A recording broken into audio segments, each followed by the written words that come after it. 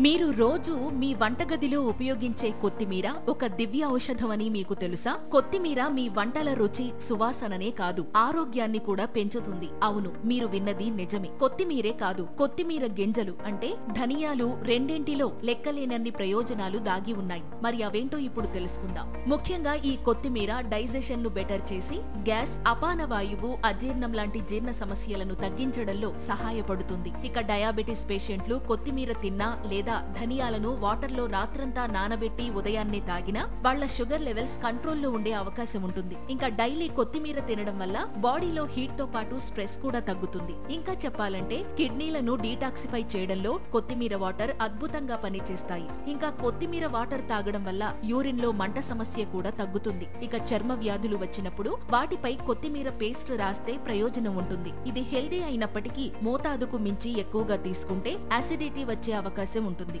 So కొత్తిమీరను అతిగా కాకుండా మితంగా తిని మీ ఆరోగ్యాన్ని పెంపొందించుకోండి. Thank you.